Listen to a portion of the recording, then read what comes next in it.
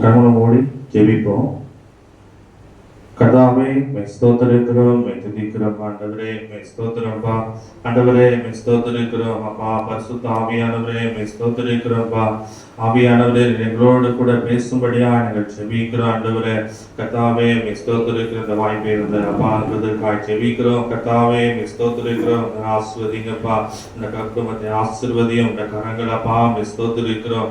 ஆவியானவரே மை ஸ்தோத்திரிக்கிறோம் அப்பா. என்ன பேச வேண்டும் என்று ஆவியானவரே அப்பா நீ சொன்ன வார்த்தைகள் அதன்படி பேச கிருபை தாங்க ஆண்டவரே. அப்பா ஆவியானவரே அப்பா அங்க வந்திருக்க ஒவ்வொருக்கும் அது பிரயோஜனமாக இருக்கும்படியா எனக்கு ஜெபிக்கிறோம் ஆண்டவரே. ஏசப்பா ஸ்தோத்திரிக்கிறோம். ஆவியானவரே ஆண்டவரே எங்களோடு இருந்து பேசணும் ஆண்டவரே. தூய ஆவியானவரே ஸ்தோத்திரிக்கிற ஒரு குற்றங்கள் எல்லாவற்றையும் அந்த பாதத்தில் இறக்கி வைக்கிறோம்ப்பா. ஏசப்பா சுத்திகரியும் ஆண்டவரை நீரே பேசும் ஆண்டவரே. அப்பா ஸ்தோத்திரிக்கிறோம். கர்த்தருடைய நாமம் மகிமைப்படும்படியா எனக்கு ஜெபிக்கிறோம். நீரே எல்லாவற்றிலும் துணையா இருக்கிறவரே ஸ்தோத்திரிக்கிறோம்ப்பா. ஜெபாவி ஊற்றுங்கப்பா. எங்கள் ஒவ்வொருவருக்கும் ஜெபாவி நான் நிரப்புங்க ஆண்டவரே. அக்கினியா இறங்கி ஆண்டவரே ஸ்தோத்திரிக்கிறோம். ஸ்தோத்திரம்ப்பா. பரிசுத்த ஆவியானவரே நீங்க வரைத்து எங்களோடு பேசும்போதற்காய் ஸ்தோத்திரிக்கிறோம். இயேசு மூலம் ஜெபிக்கிற எங்கள் ஜீவனும் நல்ல பிதாவே ஆமென். நீங்க பேசுறது ஜெபத்தை பத்தி நம்ம பேச போறோம். எப்படி ஜெபிக்கணும் அதை பத்தி நம்ம ஜெபிக்க போறோம்.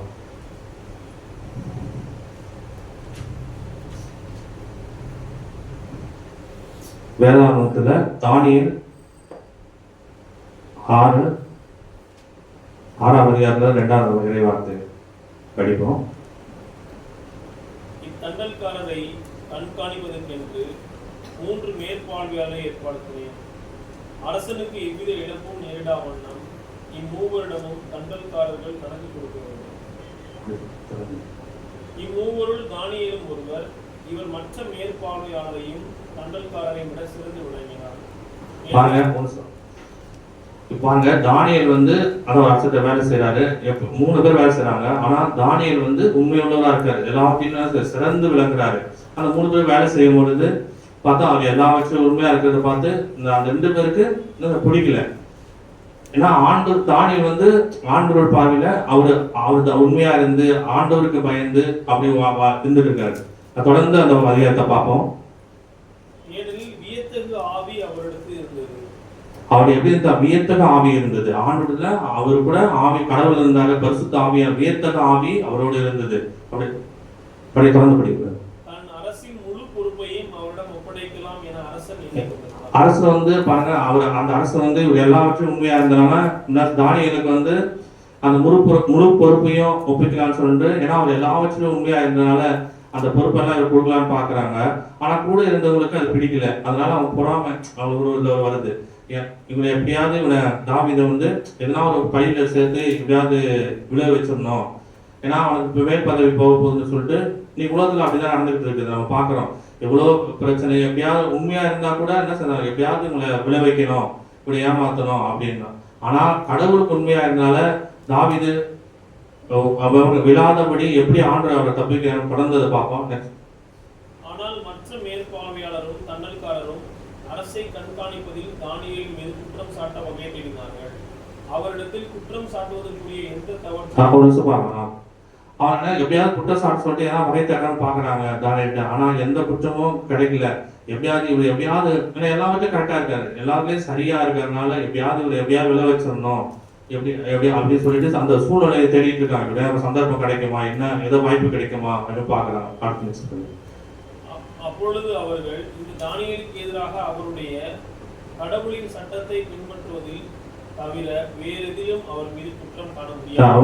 இவரோட கடவுள் சட்டத்தை கரெக்டா இருக்காரு. நல்லா 3 வேளை ஜெபிக்கிறதுல காலை மாலை 3 எல்லாத்தையும் ஜெபிக்கிறதுனால அப்புறம் ஜெபம் நம்ம எவ்வளவு ஜெபிக்கிறோமோ வாழ்க்கையில குடும்பத்துல இருக்கட்டும், எல்லாவற்றிலும் இருக்கட்டும், வேலைத்தளத்துல இருக்கட்டும், எல்லாவற்றிலும் ஆண்டவர் நம்மளை முன்னிறுத்த முடியும். ஜெபம் தான் நம்ம அவருடைய உறவு, நம்ம ஆண்டோடு பேசக்கூடிய உறவு, அந்த நம்பிக்கையை வரைக்கும். எவ்வளவு ஜெபம் இருந்துச்சுன்னா வாழ்க்கையில நம்ம உண்மையா மாற முடியும். ஆண்டவரோடு நம்ம தொடர்பு இருந்துச்சுன்னா ஆண்டோடைய அந்த செயல் நமக்கு தொடர்ந்து வரும். அப்ப நம்ம அநேக நேரம் ஆண்டவரோடு உட்காரணும். ஆண்டோட சமூகத்தில் உட்கார்ந்தாதான் நாளுக்கு நாள் நம்ம உண்மையா இருக்க முடியும். வாழ்க்கையில எல்லாவற்றையும் சரி தோங்க முடியும். ஆனா பாருங்க எவ்வளவு உண்மையா இருந்து அவர் உண்மையா அப்போ பிரச்சனை வரும். ஆனா பிரச்சனை மத்தியில ஆண்டவர் வெற்றி கொள்ள நம்ம முடியும். அப்ப உண்மை ரொம்ப முக்கியம். வாழ்க்கையில அவர் வந்து தானியேலுக்கு காட்டு எப்படியாவது விளைவிக்க அநேகர் நினைத்தால் கூட அதை விளைவிக்க முடியாது. ஏன்னா தூய ஆவியார் அவரோடு இருக்கிற கடவுள் அவரோடு இருக்கிறனால நிச்சயமா விழ முடியாது. ஏன்னா 3 வேளையும் என்ன செய்யறாரு, அவர் துதிக்கும் ஜெபிக்கிறாரு. எப்படியாவது அப்ப அவர் என்ன செய்ய இந்த இடத்துல எப்படி விளைவிக்கலாம்னு சூழ்ச்சி தர்றாங்க. ஆனா இவர் கடவுளுக்கு உண்மையா இருக்கிறாங்க. அப்போ நெக்ஸ்ட் வருகிறது. எனவே இந்த பார்வையாளரும் தண்டல்காரரும் தங்களுக்குள் கூடி பேசி அரசனிடம் வந்து அவனிடம், தாரியோ அரசரே, நீர் நீரூழி வாழ்க. அதிகாரிகள், தண்டல்காரர்கள், அமைச்சர், ஆளுநர் ஆகிய நாங்கள் அனைவரும் கலந்து ஆலோசித்து கூறுவது, 30 நாள் வரையில் அரசராகிய தங்களிடமன்றி வேறு எந்த தெய்வத்தினமோ மனிதனமோ யாதொரு விண்ணப்பமும் செய்கின்ற எந்த மனிதனும் இவரா சொல்றாரு, எப்படியாவது அரசனை வணங்கணும் சார், தான் வாங்கணும் அப்படிதான் அப்படி கொண்டு வராங்க. இந்த அப்படி சொல்லிட்டு சட்டம் 30 நாள் அதான் ஆனா இவரு அதுக்கு ஒத்துப்போல. ஏன்னா நம்ம மனுஷனையோ வேற தெய்வங்களையும் நோக்கி நம்ம வணங்கினா அவனுக்கு உயிருள்ள தெய்வம் அவர் ஏசாமியை வணங்குறாரு, அவருக்கு சாட்சியா நிற்கும் பொழுதுதான் அங்க வெற்றி கிடைக்குது. அவர் அப்ப எப்படி விளைவிக்கலான்னு பார்த்தா இவங்க 30 நாள் அந்த சட்டத்துல அவங்க அரசரை வணங்க வைக்கணும் அப்படின்னு முயற்சி எடுக்கிறாங்க.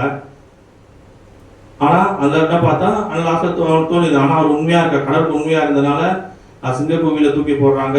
அப்ப தூக்கி போட்டா ஆண்டு அந்த எல்லாத்தையும் வந்து, ஆனா அந்த அரசருக்கு மனசு வரல. ஏன்னா இவர் உண்மையா இருந்திருக்காரு, எல்லாவற்றிலும் உண்மையா இருந்தனால எல்லாவற்றும் உண்மையா இருந்தபடினால இவரை உள்ள வைக்கிறது அவருக்கு கஷ்டம். ஆனா கூட இருக்கிறவங்க எப்படியே தூக்கி இந்த சட்டத்துல ஆண்டு வணங்க வைக்கணும்னு சொல்லிட்டு தொடர்ந்து வாசிக்கலாம். ஆகையால் அரசரே, இப்பொழுதே அச்சட்டத்தை இயற்றி தடை உத்தரவில் கையெழுத்திடும். அப்பொழுதுதான் மேதிய பாரசீகரின் சட்டங்கள் மறைந்திருப்பது போல இச்சட்டமும் மாறாதிருக்கட்டும் என்றார். இப்ப பாத்தீங்கன்னா சட்டம் ஏற்றுறாங்க எப்ப வணங்கணும் அப்படின்னு சொல்லிட்டு. ஆனா இவரு எல்லாத்தையும் ஒத்து போல. ஆனா 3 வேளையை அப்படியே ஜெபிக்கும் பொழுதுதான் கர்த்தர் அவருக்கு விடுதலை தருகிறாரு. அவ்வாறே தாரியோ அரசன் சட்டத்தில் கையொப்பமிட்டு தடை உத்தரவு பிறப்பித்தான். தானியேல் இந்த சட்டம் கையொப்பமிட்டதை அறிந்த பின் தம் வீட்டுக்கு சென்றார். அவர் வீட்டு மேல் அறையின் பலகணிகள் எருசலேமை நோக்கி இருந்தன.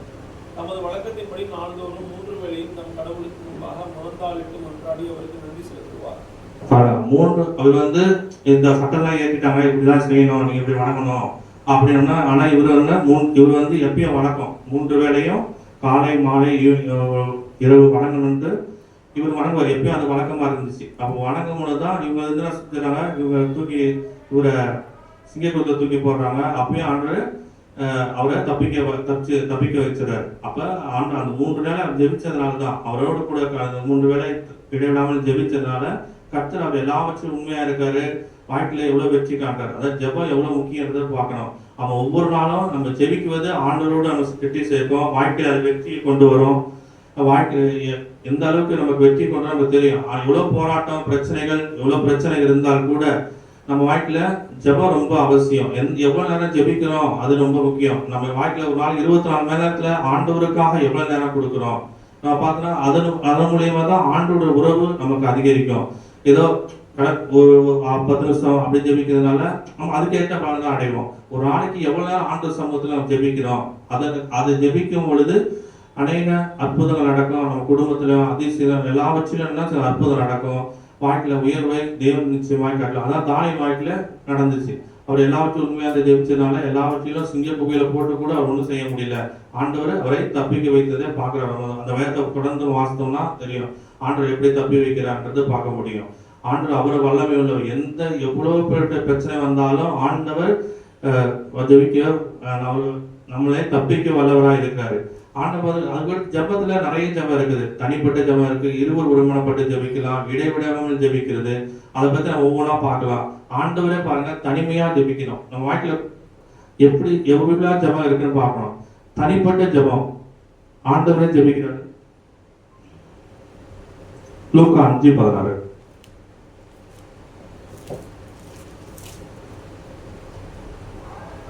அவரோ ஆள் நடமாட்டம் இல்லாத இடங்களுக்கு சென்று தனித்திருந்து இறைவன் வேண்டினார். பாருங்க, நம்ம வீட்டுல இருக்கலாம், ஒரு இடத்துல டிஸ்டர்ப் பண்ணாம இடத்துல, சில இடத்துல சின்ன வீடா இருந்தாலும் ஒரு இடத்துல எந்த நேரம் யாரும் டிஸ்டர்பன்ஸ் இல்லாத ஒரு நேரத்தை ஒதுக்கி ஆழ்ந்த சமூகத்துல உட்காந்து அப்ப ஆண்டவரே ஜெபிக்கிறாரு. அப்ப ஜெபிக்கிறது வந்து நம்ம அந்த ஆண்டோட உறவு எவ்வளவு நம்ம ஜெபிக்கிறது எல்லா பிரச்சனையும் இருக்க பற்றி அப்ப ஒரு தனிமையான இடத்துக்கு தனி ஜெபம் ரொம்ப அவசியம். தனி ஜெபம் இல்லைன்னா வாழ்க்கையில நம்ம நம்ம தனிமையான நிலையில எவ்வளவு நம்ம போராட்டம் வரும். அதனால ஆண்டவர் பாருங்க தனிமையா போய் ஜெபிக்கிறாரு. மற்றவங்களுக்காக ஜெபிக்கும் பொழுது நமக்கும் ஜெபிக்கணும், பிறத்தருக்கும் ஜெபிக்கணும். ஆண்டவர் போய் தனிமையா இருந்து ஜெபிக்கும் பொழுது அற்புதங்கள் அதிசயங்கள் நடக்குது. ஆண்டவர் எவ்வளவுனா ஜெபம் தான் முக்கியம். கடவுளே ஜெபிக்கும் போது நம்மளாம் ஏமாத்துறோம், நம்ம நினைச்சு பார்க்கணும் நம்மளாம் ஒன்றுமே இல்லை. அப்ப நம்ம எவ்வளவு நேரம் ஜெபிக்கணும், தனிமையா ஒரு இடத்தை ஏற்படுத்தி அதை நம்ம டெய்லி ஒரு 10 நிமிஷமோ 20 நிமிஷமோ ஒரு ஃபர்ஸ்ட் ஆரம்பத்துல இதை தொடர்ந்து ஜெபிக்கும் பொழுது கர்த்தர் பெரிய அதிசயங்களை காண செய்வார். லூக்கா 6:12. அந்நாட்களில் அவர் வேண்டுவதற்காக ஒரு மலைக்கு போனார். அங்கு கடவுளிடம் வேண்டுதல் செய்வதில் இரவெல்லாம் செலவிட்டார். பாருங்க, அவர் இரவெல்லாம் நமக்காக ஜெபிக்கிறாரு. நம்ம பாருங்க, அவர் கண் விழித்திருந்து நமக்காக எவ்வளவு நம்ம வந்து இந்த எல்லா மக்களும் கடவுளை தேடணும் அப்படின்னு சொல்லிட்டு எல்லாரும் ஆண்டவருக்குள் வரணும். அவர் தனிப்பட்ட உலக ஜெபிக்கிறார். இரவெல்லாம் ஜெபிக்கிறாரு, பகல்லாம் ஜெபிக்கிறாரு ஆண்டவர். அப்ப ஆண்டவரே நம்ம எவ்வளவு நேரம் ஜெபத்துல ஈடுபட்டு இருக்கான்னு நம்ம பார்க்கணும். அதான் அந்த தாகம் நமக்குள்ள வரணும். தாகம் வந்தாதான் வாழ்க்கையில நம்ம ஜெபிக்க முடியும். அந்த ஜெபிக்கக்கூடிய அந்த தாகம் இருக்கணும். முழு உள்ளத்தோடு முழு பலத்தோடு நம்ம ஜெபிக்கும் பொழுது கர்த்தர் பெரிய காரியங்களை நம்ம வாழ்க்கையில செய்வாரு. ஆண்டவர் பாருங்க எவ்வளவு விரைவாத்துல எங்கெல்லாம் ஜெபிக்கிறாரு. வனாந்தரத்துல ஜெபிக்கிறாரு, ஆண்டவர் மலை மேல் படர்ந்த தனிமையாக ஜெபிக்கிறாரு. அப்ப ஜெபிக்கிறதுக்காக எப்படி இடத்தை ஏற்படுத்தி ஆண்டவர் ஜெபத்தினால ஆவியானவரோட உறவு வைக்கிறதுக்காக ஆண்டவர் பாருங்க மக்களுக்காக எல்லா மக்களுக்காக கூடி ஜெபிக்கிறதுனால அவர் தனிமையா ஜெபித்ததுனால. ஆனா தனி ஜெபம் எவ்வளவு அவசியம் நம்ம வாழ்க்கையில. தனி ஜெபம் ரொம்ப முக்கியம். நம்ம இன்னைக்கு ஒரு தீர்மானம் எடுக்கணும். நம்ம தனி எப்படி ஜெபிக்கிறது, தனி கடவுளுக்காக நேரத்தை ஒதுக்கி அந்த நேரத்துல நம்ம ஜெபிக்கணும். நம்ம ஒவ்வொருவரும் ஒரு தீர்மானம் எடுக்கணும். இவ்வளவு நேரத்துல நான் இந்த நேரத்துல ஜெபிப்பேன். ஒரு இடத்துல போய் யாருக்கு டிஸ்டர்பன்ஸ் இல்லாத இடத்துல கொஞ்சம் ஜெபிக்கலாம். இல்லாட்டி சில நேரத்துல வீட்டுல வந்து பசங்க போவாங்க மதிய நேரத்துல, நிறைய நேரத்துல நம்ம தனி இடப்பட்ட நேரத்துல உட்காந்து ஜெபிக்கலாம். இதெல்லாம் வந்து ஒவ்வொருத்தருக்கும் அந்த இடையில்லாத நேரம், எந்த நேரம் டிஸ்டர்பன்ஸ் இல்லாத நேரத்துல நம்ம ஆண்டவருக்காக ஒதுக்கி நேரத்தை ஒதுக்கி ஜெபிச்சோம்னா அது மிகப்பெரிய பலன் தரும். அதுக்கடுத்து எதிரிகளுக்காக ஜெபிப்பது. நம்ம எவ்வளவு நம்ம வாழ்க்கையில பார்க்கலாம். எதிரிகளுக்காக நம்மளை போராட்ட பிரச்சனை பண்றவங்களுக்காக ஜெபிக்கிறது வேதத்துல பார்க்கலாம்.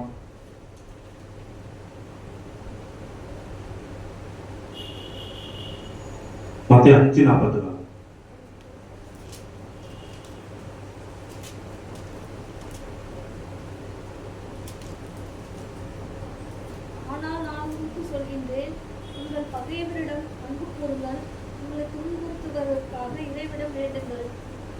பகைவருக்காக ஜெபிக்கணும், உங்களை துன்புறுத்துக்காக. நம்ம இதெல்லாம் ஜெபிக்கிறது ரொம்ப கம்மி. பகைவருக்காக துன்புறுத்துக்காக செய்யணும். நம்ம துன்புறுத்துவதற்காக நம்ம அதிக நேரம் ஜெபிக்கிறது கிடையாது. பகைவருக்கு நம்மளை எவ்வளவு பேர் நம்ம திட்டுவாங்க, அவங்களுக்காக நம்ம ஜெபிக்கணும். ஜெபத்துல நம்ம அவங்களுக்காக எப்படி முக்கியத்துவம் கொடுக்குறோம் கடவுள் அதெல்லாம் பாக்குறாரு. ஏன்னா நம்ம பாவங்களாம் கணக்கு பாராம மன்னிச்சிருக்கிற ஆண்டவர். எவ்வளவு குற்றம் குறைகள் நம்ம கிட்ட இருந்து கூட நம்மளே ஆண்டவர் மன்னிச்சு இருந்து நம்ம ஜெபத்தை கேட்கிறான்னா நம்மளும் அந்த எதிரிகளை எவ்வளவு பேர்களை மன்னித்து நம்ம ஜெபிக்கும் பொழுது நம்ம ஜெபம் கேட்கப்படும். அப்ப எதிரிகளுக்கும் நம்மளை முழுவத்திற்கும் நம்ம எதிர்த்து பேசுறவங்களுக்கும் அதிகமா நம்ம ஜெபிக்கணும். அதை வேதத்துல பாசம் இன்னொரு கூட பார்க்கலாம். லூக்கா 6:28.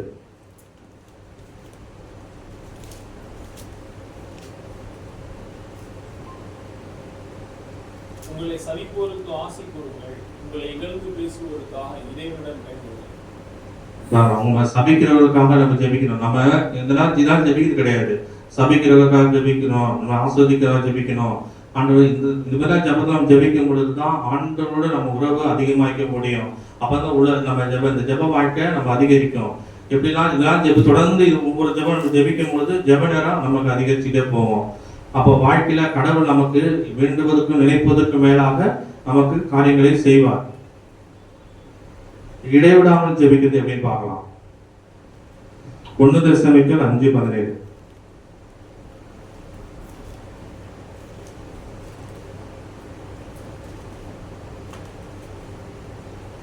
இடைவிடாது இறைவனிடம் வேண்டுங்கள், எல்லா சூழலிலும் நன்றி கூறுங்கள், உங்களுக்காக கிறிஸ்து வழியால் கடவுள் வெளிப்படுத்தியிருக்கும் பாருங்க. எல்லாம் நம்ம வந்து இடைவிடாமல் ஜெபிக்கணும். எல்லா சூழ்நிலையிலும் எல்லாம் எவ்வளவு போராட்டம் கஷ்டம் நஷ்டம் எல்லாவற்றுக்கும் நம்ம நன்றி சொல்லணும். நன்றி சொல்லி இடைவிடாமல் ஜெபிக்கணும். இடைவிடாமல் ஜெபிக்கிறது சில நேரத்துல வேலை செஞ்சுட்டு இருக்கணும். அப்ப நம்ம ஸ்தோத்திர படிகளை சொல்லி ஜெபிச்சுட்டு இருக்கலாம்.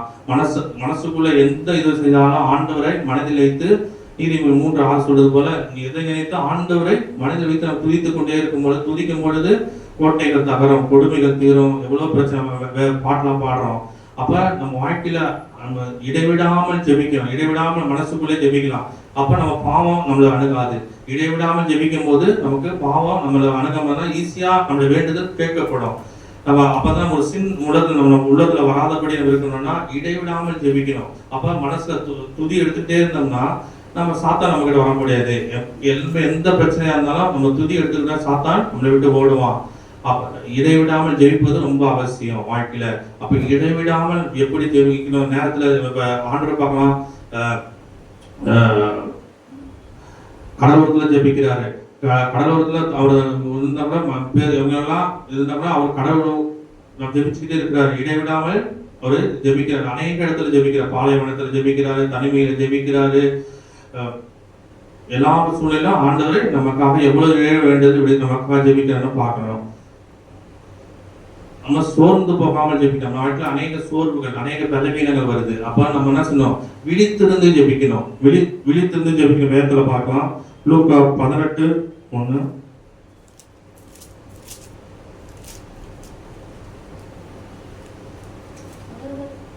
மனம் தளராமல் எப்பொழுதும் இறைவிடம் மன்றாட வேண்டும் என்பதற்கு இயேசு ஒரு உவமையை சொன்னார்.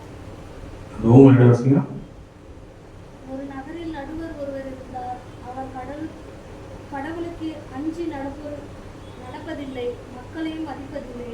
அந்நகரில் கைம்பெண் ஒருவர் இருந்தார். அவர் நடுவரிடம் போய் என் எதிரியை தண்டித்து எனக்கு நீதி வழங்கும் என்று கேட்டுக்கொண்டிருந்தார். நடுவரோ நெடுங்காலமாய் எதுவும் செய்ய விருப்பமில்லை. பின்பு அவர் மார்க் 14:38.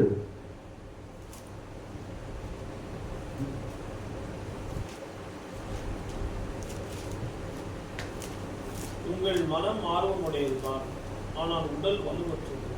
எனவே சோதனைக்கு உட்படாத நம்ம உடல் நம்ம இந்த உலகத்துல இருக்கனால உடல் நம்ம சோர்வுட்டு இருக்கோம். வாழ்க்கையில எவ்வளவு பலவீனமான உடல் தான் இது.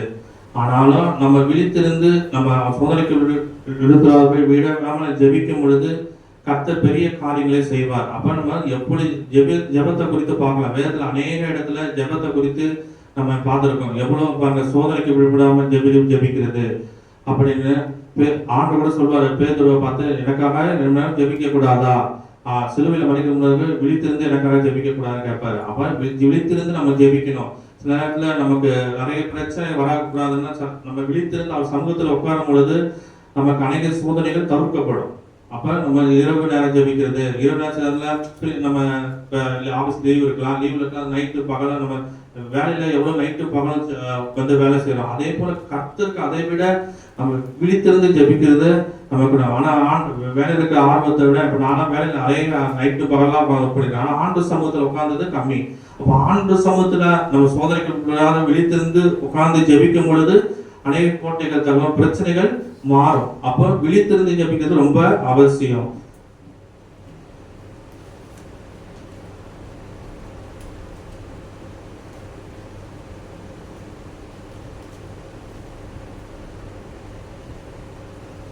ஊக்கத்தோடு ஜெபிக்கிறது அப்படின்னு பார்க்கலாம். லூக்கா 22:44.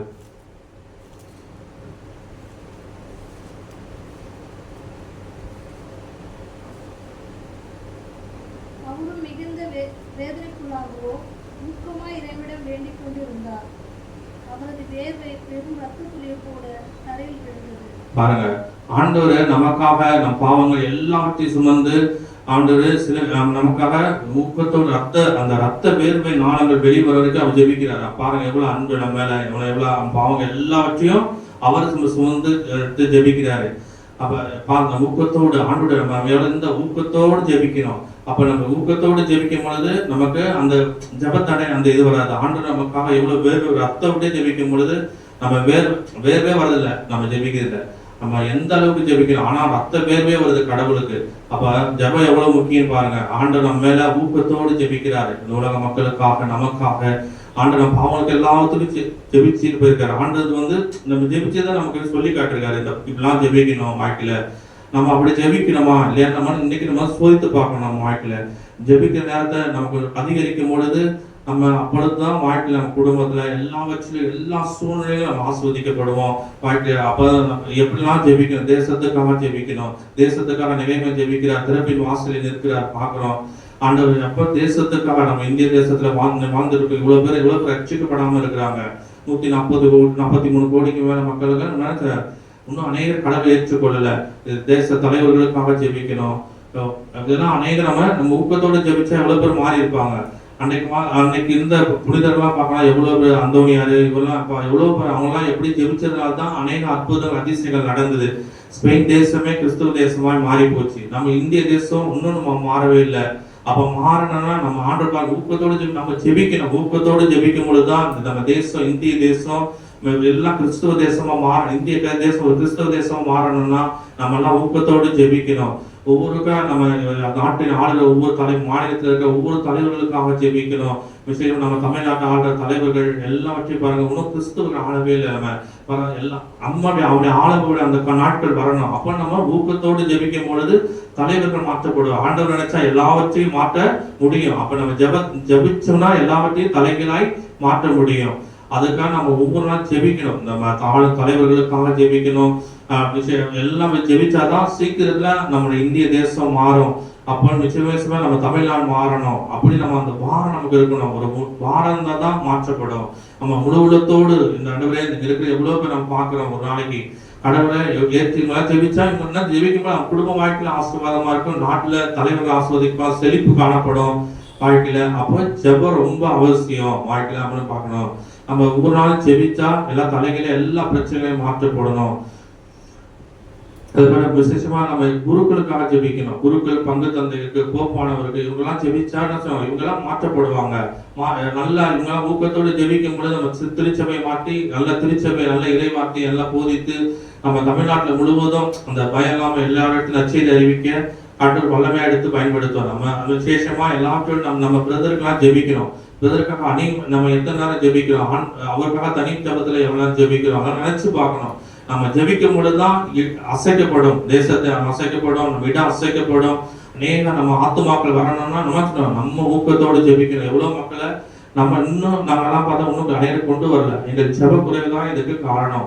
அப்ப தனிப்பட்ட ஜெபத்தை அதிகரிக்கணும். தனிப்பட்ட ஜெபமே எங்கள் வாழ்வுல கிடையல. நான் ஃபர்ஸ்ட்லாம் ஜெபிப்பேன், இப்ப ஜெபிக்கிறது தனிப்பட்ட ஜெபம் கம்மி தான். ரொம்ப ஜெபிக்க 10 நிமிஷம் 5 நிமிஷம் அப்படி ஜெபிக்கிறது. ஒவ்வொரு நாள் நம்ம எப்படி ஜெபிக்கிறோம் அதெல்லாம் பார்க்கணும். ஒவ்வொரு நாள் நம்ம எப்படி ஆண்டவர் சமூகத்துல எவ்வளவு நேரம் உட்கார்ந்து நம்ம ஜெபிக்கிறோம். ஆண்டவர் ஊக்கத்தோட ஜெபிக்கிறாரு, தனிமையான தனிமையான எந்த இடத்துலாம் ஜெபிக்கிறாரு, ரத்த வேறு விட்டு ஜெபிக்கிறாரு, சோதனைக்கு விழித்திருந்து ஜெபிக்கிறாரு. இதை போய் நம்ம ஜெபிக்கிறோமா அப்படின்னு பார்க்கணும். நம்ம குடும்ப ஜெபம் ஜெபிக்கிறோமா?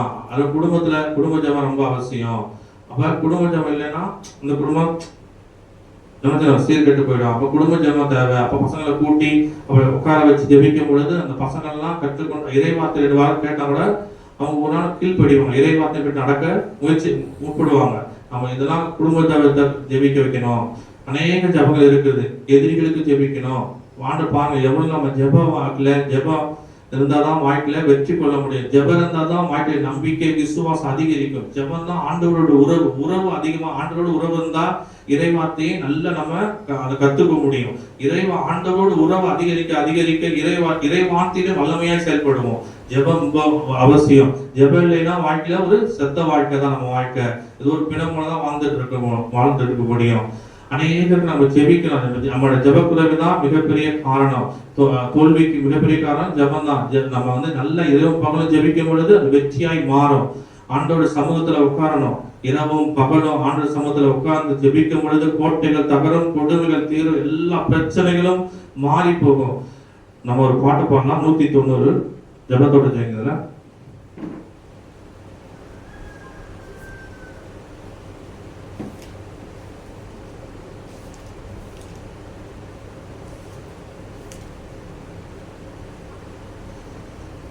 ஜெபதாவி ஊற்றுமையா. நல்ல நம்பிக்கையா நம்ம ஜெபிப்போம். நல்ல கண்களை மூடி உறக்கத்தோடு. ஜெபதாவி ஊற்றுமையா, ஜெபிக்கணும் ஜெபிக்கணுமே ஜெப ஆவி ஊற்றுமையா ஜெபிக்கணும் ஜெபிக்கணுமே ஸ்தோத்திர பலி விண்ணப்ப ஜெபம் என் நேரமும் நான் ஏறெடுக்கணும் ஸ்தோத்திர பலி விண்ணப்ப ஜெபம் என் நேரமும் நான் ஏறெடுக்கணும். நேரம் ஸ்தோத்திர பலி நம்ம எடுக்கணும். ஸ்தோத்திர பலி எடுக்கும் பொழுது நேரம் எடுக்கும் பொழுது வாழ்க்கையில நம்ம விண்ணப்பங்கள் கேட்கப்படும். எல்லாம் ஸ்தோத்திர பலி எடுக்கணும். அப்பதான் ஜெபாவி மேல் ஊற்றப்படும். ஜெபாவி ஊற்றுமையா ஜெபிக்கணும் ஜெபிக்கணுமே ஜெபாவி ஊற்றுமையா ஜெபிக்கணும் ஜெபிக்கணுமே உபவாசித்து உடலை ஒருத்து ஒவ்வொரு நாளும் ஜெபிக்கணுமே உபவாசித்து உடலை ஒருத்து ஒவ்வொரு நாளும் ஜெபிக்கணுமே ஜெப ஆவி ஊற்றுமையா ஜெபிக்கணும் ஜெபிக்கணுமே ஆண்டவரே ஜெப ஆவி ஊற்றுமையா ஜெபிக்கணும் ஜெபிக்கணுமே திறப்பின் வாசலில் நிற்கணுமே தேசத்திற்காய் கதறணுமே திறப்பின் வாசலில் நிற்கணுமே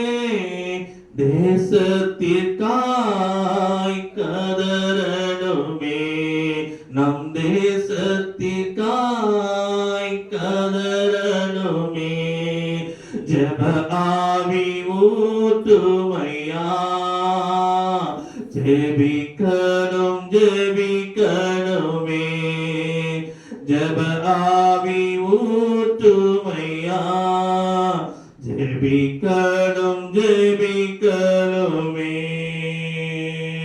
முழங்கால்கள் முடங்கணுமே கண்கள் எல்லாம் குணமாகணும் முழங்கால்கள் முடங்கணுமே கண்கள் எல்லாம் குணமாகணும் என் கண்கள் எல்லாம் குணமாகணும் ஜெப ஆவி ஊற்றுமையா ஜெபிக்கணும் ஜெபிக்கணுமே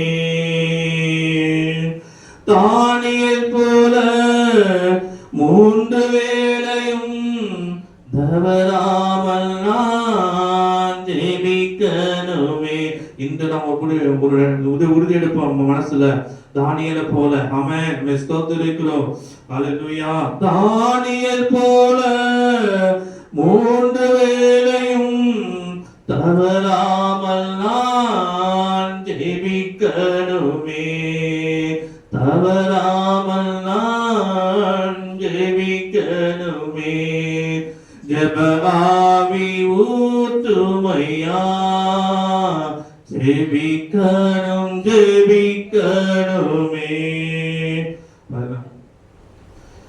வாழ்க்கையில நம்ம பார்க்கிறோம் ஜெப ஆவி நமக்குள்ள இருக்கணும். எப்பொழுது ஜெப ஆவி இருந்துச்சுன்னா நம்ம வாழ்க்கையில எல்லா பிரச்சனைக்கும் நம்ம வெற்றி காண முடியும். அப்பதான் வாழ்க்கையில நமக்கு ஆசீர்வாதம் வரும். குரல் அண்ணால் பார்த்தாங்க ஜெபிக்கிறாங்க. ஜெபித்தோம்னா 1 சாமுவேல் 2:1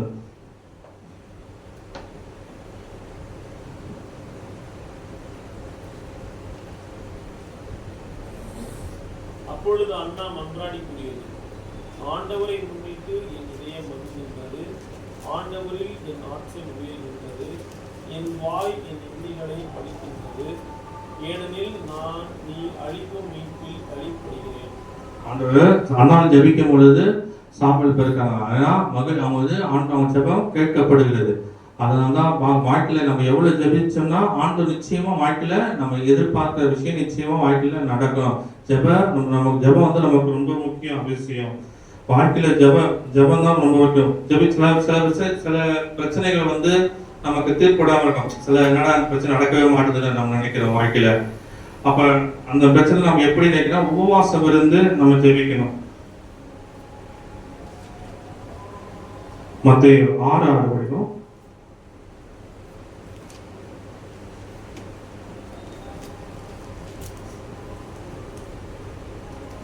ஆனால் நீங்கள் இறைவனிடம் வேண்டும் பொழுது உங்கள் உள்ளறைக்கு சென்று கதவை அடைத்துக் கொண்டு மறைவாய் உள்ள உங்கள் தந்தையை நோக்கி வேண்டுங்கள். மறைவாய் உள்ளதை காணும் உங்கள் தந்தையும் உங்களுக்கு கைமாறு அளிப்பார்.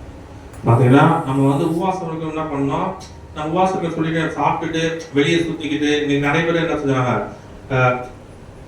உபவாசம் சொல்லிட்டு காலை சாப்பிடாம இருந்து மத்தியானம் சாப்பிடாம இருந்து அப்படி இருந்தா மட்டும் போதும், உபவாசம் அப்படி உணவு ஜெபிச்சா மட்டும் போதும் அப்படின்னு. நம்ம ஆண்டவர் சொல்றாரு, ஒரு அறைக்கு தனி அறைக்கு போய் அந்த கதவை கூட்டி கொண்டு நமது காலையில செபிக்கும் பொழுதுதான் அப்ப விடுதலை கிடைக்கும். சில பிரச்சனைகளுக்கு வந்து நம்ம ஒரு நாள் ஃபுல்லா உட்காந்து நம்ம ஜெபிச்சு காலை சாப்பிட்டு கூட ஜெபிக்கலாம். ஆனா காலை சாப்பிடலாம், சில ஒரு சாப்பிடாம இருந்து ஆனா உட்காந்து ஜெபிக்கணும். ஆண்டவரோடு உறவு இருக்கணும். ஆண்டவரோடு நெருங்கும் பொழுதுதான் அந்த காரியம் கிடைக்கும். அப்போ நம்ம வெளியே எங்கேயும் சுத்தாம ரூமுக்குள்ள அறையில் போட்டு அன்னைக்கு ஃபுல்லா துதிச்சு ஜெபிக்கும் பொழுது அப்ப இறைவார்த்தை படிச்சு நல்ல ஆண்டவரோடு துதிக்கணும். துதிச்சு ஜெபிக்கும் போது ஆண்டவர் உங்களோட வெளிப்படுத்துவாரு, உங்களோட பேசுவார் ஆண்டவர். அப்ப ஜெபிக்கும் போது அந்த காரியத்தை குறித்து கூட பேசுவார். இந்த காரியத்தை குறித்து அப்ப நமக்கு விடுதலை கிடைக்கும். அப்ப உபவாசம் இருந்து ஒருவேளை எல்லாம் பிரச்சனை நமக்கு இந்த காரியம் நடக்கலையா, உபவாசம் அவர் சமூகத்துல உபவாசம் இருந்து ஜெபிக்கணும். நம்ம உபவாசம் சொல்லிக்கிட்டு நம்ம வெளியே சுத்திக்கிட்டு இருந்தா அந்த காரியம் நமக்கு நடக்காது. ஆண்டவர் சமூகத்தில் அமர்ந்திருந்து கதவை பூட்டி கொண்டு அப்போ நம்ம ஜெபிக்கும் பொழுது வெளியரங்கமாய் பதில் நமக்கு கிடைக்கும். நிச்சயமா வெளியரங்கமா நமக்கு கிடைக்கும். அந்த நம்பிக்கை நமக்குள்ள வந்துடும். கர்த்தர் நிச்சயமா செய்வார். அப்போ உடனே ஆண்டவர் அந்த காரியம் வாய்க்க செய்வார். நம்ம அதெல்லாம் ஜெபிக்கிறதுல உபவாசம் இருந்து ஆண்டவர் சமூகத்தை எவ்வளவு இதுக்கெல்லாம் லீவ் போடுவோம். ஆண்டவர் சமூகத்தை எவ்வளவு லீவ் போட்டு ஒரு காரியம் இந்த காரியம் வேண்டி இருக்கிறது நடக்கலையா, உட்கார்ந்து ஜெபிக்கும் பொழுது அந்த காரியம் நமக்கு நடக்கும். மத்தேயு 17:20.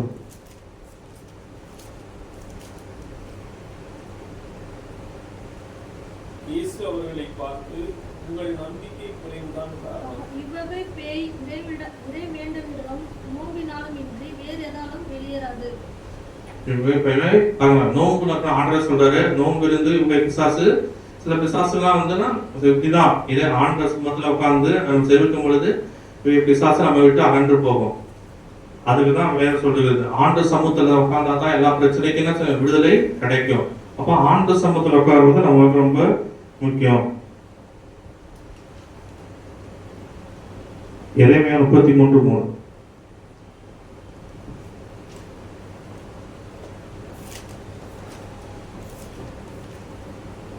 என்னிடம் மன்றாடு, உனக்கு நான் செவி சாய்ப்பேன். நீ அறிந்திராத மாபெரும் செயல்களையும் மறைப்போம். பாருங்க, எரேமியா 33:3.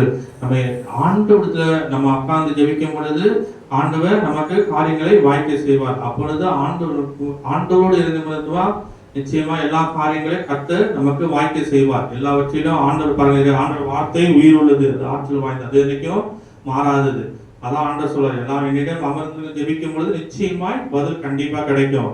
அதுதான் நம்ம நம்பிக்கை, விசுவாசம் நம்ம வாழ்க்கையில வளரணுமா. ஆண்டவர் சமூகத்தில் உட்கார்ந்தா நிச்சயம் நம்பிக்கை வந்துடும். நம்பிக்கை வந்தா நம்ம வாழ்க்கையில வெற்றி வந்துவிடும். ஆண்டவர் சமூகத்தில் உட்கார்ந்தால் மட்டும்தான் நமக்கு வெற்றி கிடைக்கும். அவரோடு இணைந்திருந்தாலும் நம்ம வாழ்க்கையில அநேக செழிப்பா இருக்கும். அப்ப அநேக கனிகள் கொடுக்க முடியும். வாழ்க்கையில செழித்தவங்க முடியும். ஆண்டவர் இறை வேண்டல் ரொம்ப முக்கியம். ஆண்டவரோடு இருக்கலாம். நற்கரணை முன்னாடி கூட அமர்ந்து ஜெபிக்கலாம். ஆண்டவர் நற்கரணை முன்னாடி நமக்கு எவ்வளவு ஜெபிக்கிற இடம் இருக்கு. ஒரு வீட்டுல இருந்தா கூட ஆலயத்துல அங்கங்க நற்கரணை இருக்கு. இந்த சதத்துல பார்த்தீங்கன்னா லாஸ்ட் சர்ச்ல நற்கரணை இருக்கு. சாணம் சர்ச்ல உங்களுக்கு வீட்டுல டிஸ்டர்பன்ஸ் இருந்தா கூட நற்கரணை முன்னாடி போய் அமர்ந்திருந்து உட்காந்து நம்ம ஜெபிக்கலாம். நம்ம ஆண்டவர் நம்ம ஜெபத்தை கேட்பாரு. நமக்கு வீட்டுல டிஸ்டர்பன்ஸா இருக்கு அப்படின்னு எவ்வளவு இடம் இருக்கு நமக்கு பக்கத்துல. அநேக வாய்ப்பு எவ்வளவு போட்டு நமக்கு ஏசி எல்லாம் போட்டு சான்ஸ் எல்லாம் போட்டு ஏசி எல்லாம் போட்டு ஜெபிக்கிறதுக்கு அவ்வளவு வாய்ப்பு பண்ணி கொடுத்துருக்காங்க. நமக்கு இடம் இல்லைன்னு நினைக்கிறோம். எவ்வளவு இடம் இருக்கு, நம்ம போய் உட்காந்து ஜெபிக்கலாம். நமக்கு இடம் அவ்வளவு இருக்கு. நம்ம போய் தான் உட்காரணும். வீட்டுல டிஸ்டர்பன்ஸ் இருந்தா கூட தனிப்பட்ட ஒரு நேரத்துல பகல்ல எவ்வளவு நம்ம ஃப்ரீயா இருக்கிற நேரத்துல போய் உட்காந்து ஒரு நேரத்தை ஒதுக்கி ஜெபிக்கும் போது கர்த்தர் நமக்கு விடுதலை. அதுக்கு ஆவியானவருக்காக ஒரு டைம் ஒதுக்கி, ஆவியான டைம் டெய்லி ஒரு 20 நிமிஷமோ ஆவியான சமூகத்துல ஒரு டைம் ஒதுக்கி ஜெபிக்கும் பொழுது பல காரியங்கள் நம்ம வாழ்க்கையில ஆண்டவர் நமக்கு அதிசயங்களை செய்வார். அப்பொழுது நமக்கு எல்லாவற்றிலும் கர்த்தர் பெரிய காரியங்களை செய்வார். இயேசு ஜெபிக்கிறோம். நீங்க ஜெபிப்போம். எல்லாம் கண்ணங்களை மூடி. இயேசப்பா ஸ்தோத்திரிக்கிறோம். இந்த நாளுக்காக நன்றி செலுத்துகிறோம். கர்த்தாவே ஸ்தோத்திரம்பா. ஆவியானவரே எங்களை ஜெபிக்க வைக்கும்படியாய் ஆண்டவரே இந்த இறை வார்த்தை கேட்டு ஆண்டவரே நாங்கள் கேட்டிருக்கிற இந்த இறை வார்த்தை இவ்வளவு வார்த்தைகள் ஜெபத்தை குறித்து அநேக இடத்துல பேசியிருக்கிறீங்கப்பா. அப்பா அந்த கோட்டைகள் செங்கடலை இரண்டாய் பிளந்தவர் நீர் ஆண்டவரே. அப்பா அற்புதங்கள் அதிசயங்களை செய்கிற தேவன் நம் தேவன் ஆண்டவரே என்று நம்ம உணர்ந்து எங்கள் தேசங்கள் மாறணும் ஆண்டவரே. எங்கள் ஆளும் தலைவர்கள் மாறணும் ஆண்டவரே. அப்பா அநேகர் ஆண்டவரே அப்பா உம்மை தேடுகிற தலைவர்கள் வர வேண்டும் நாட்டுல. ஏசப்பா ஸ்தோத்திரிக்கிற லஞ்ச ஊழல்கள் மாற்றப்படும், நேர்மை ஆண்டவர் உண்மை வரணும் ஆண்டவரே. தானியேல் எவ்வளவு உண்மையா இருந்ததை எங்கள் பார்க்கிற விதத்துல அநேகர் எல்லாவற்றும் எல்லாம் எவ்வளவு பேர் உண்மையா இருந்திருக்கிறாங்க. வாழ்க்கையில ஜெயம் கிடைத்திருக்கிறது. கர்த்தாவே தேவனே நாங்கள் அப்படி ஊக்கத்தோடு ஜெபிக்கிறவா இருக்கணும்பா. எல்லாவற்றிலும் கர்த்தாவே ஸ்தோத்திரிக்கிற ஒவ்வொருவருக்கும் ஆண்டவரே அநேகத்துக்கு ஜெபிக்கும் பொழுது கர்த்தா நிச்சயமா என் தேவனே எங்களை ஆசீர்வதிக்கிற தேவன். அப்பா எங்களுக்கு வேண்டுவதற்கு நினைப்பதற்கு மேலாக எங்களை ஆசீர்வதிக்கிறவர்கள் ஒவ்வொருவரையும் ஆசீர்வதிக்கிறவர் தேவன் என்பதை நாங்கள் புரிந்து வைத்திருக்கிறோம். அப்பா ஒவ்வொரு ஆசீர்வதிங்க, குடும்ப ஆசீர்வதிங்க, பிள்ளைகளை ஆசீர்வதிங்க, எல்லாம் உயர்த்தப்படும் ஆண்டவரே. எல்லா தடைகளை எல்லாவற்றையும் மாற்றப்படுகிற இடத்துல அப்பா எங்க இருக்கிற பிள்ளைகள் எல்லாவற்றையும் ஜெபத்திற்கு ஊருக்காய் ஜெபிக்கிற அநேக தேவைகள் இருக்குப்பா. நீர் அறிவிக் சுவாமி எல்லாவற்றையும் தேவன் ஆண்டவரே அப்பா இருக்க அப்பா ஆண்டவரே ஸ்தோத்திரம் இருக்கிற ஒவ்வொருவருக்கு தேவைகள் எல்லாம் விபத்து செய்ய பண்ண ஆண்டவரே. தடைப்பட்ட ஆத்துமாக்கள் வரணும் ஆண்டவரே. ஏசப்பா ஸ்தோத்திரம் இருக்கிற திரள் ஜனங்கள் வரணும்பா. ஆவியானவரே ஸ்தோத்திரம் இருக்கிற ஆண்டவரே தடைப்பட்ட ஆத்துமாக்களை கொண்டு வரும் ஆண்டவரே.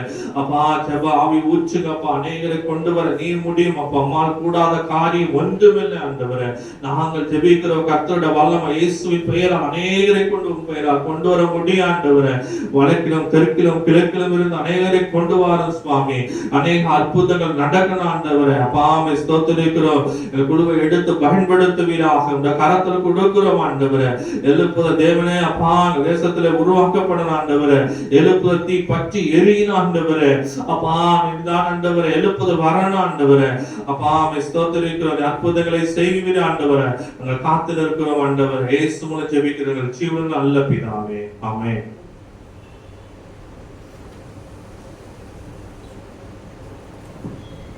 Hallelujah.